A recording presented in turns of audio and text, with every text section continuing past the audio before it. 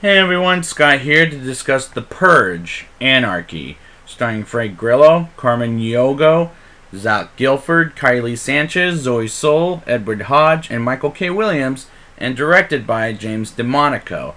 Now, I did see this in theaters. I remember that this movie had some creepy looking stuff.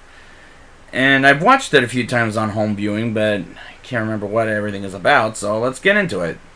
In America 2023, Eva Sanchez, played by Carmen Yogo, who I reviewed for her before in this movie. And I will be seeing her again in this movie.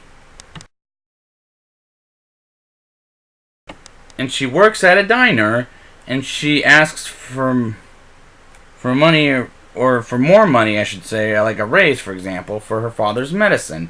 That she can't afford.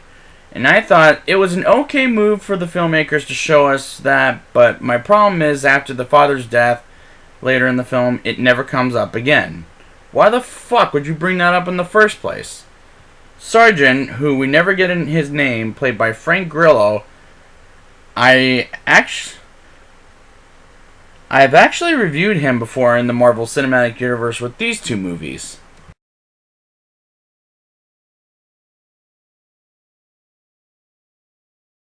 And fun fact, he was an MMA fighter. And I don't know who the fuck he is, and why should I care? Shane and Liz, played by real-life married couple Zach Gilford and Kylie Sanchez. I know Zach Gilford in an Arnold Schwarzenegger movie, which was called. And I've seen Kylie Sanchez before, even though I don't remember her in this movie.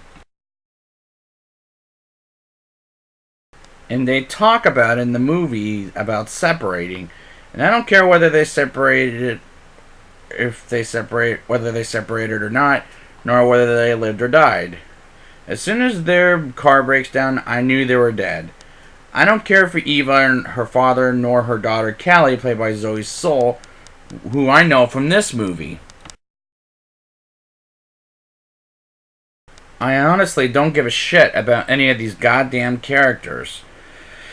And James DeMonico, I don't think you can write anything about any character's good storyline in these movies and this remake of this movie.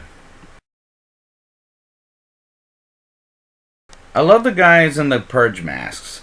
And one says God in his head. Those guys are really fucking freaky as hell. Just for me, they are. Eva's neighbor Diego has turned evil because he passes by her in the building like he ain't shit.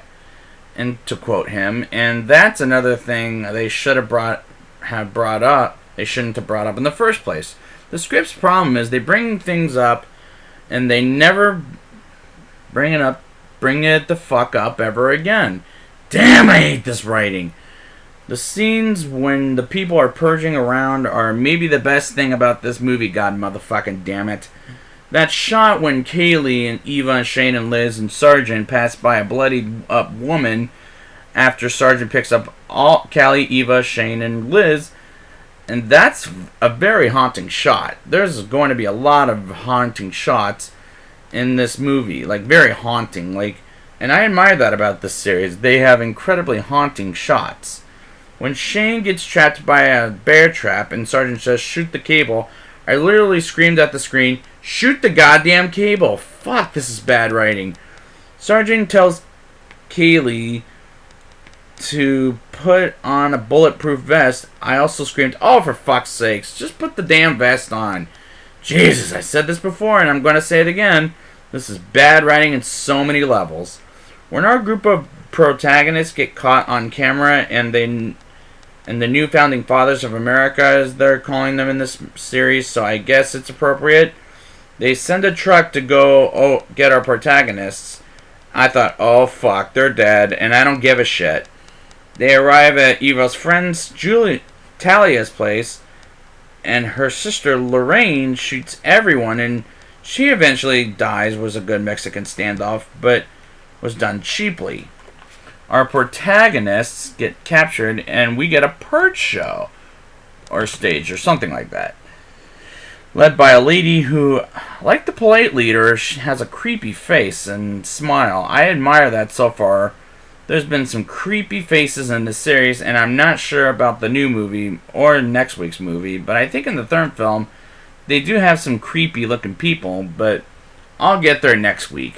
While the show goes on, Shane dies, and I don't give a shit, but a group of mercenaries come in and shoots up the Purgers with the Bloody Stranger. Still doesn't have a name, played by Michael K. Williams, and I still don't know why I should care. Sergeant's son was murdered by a man Sergeant was going to kill in his house, but doesn't do it, and one of the truck Purgers, just shoots Sergeant and almost kills him, and the man who killed Sergeant's son saves his retarded ass. That was a bullshit ending, but better than how the first movie ended, in my opinion. A lot of things in here are better than the first movie. Now it's time for the rating. I'll give this movie a 4.8 out of 10. This movie has a terrible writing and I don't care for any of these motherfucking characters. And I screamed a couple of times at this movie about how much this is such bullshit, just a dreadful piece of work. But try it 2 more times and we'll see if it's worth your time. But if these next 2 end on a down note, I will consider this series like Saw, where I just don't like any of the movies. So I'd like to thank you guys for joining me, and next week I'll be back with the Purge election year.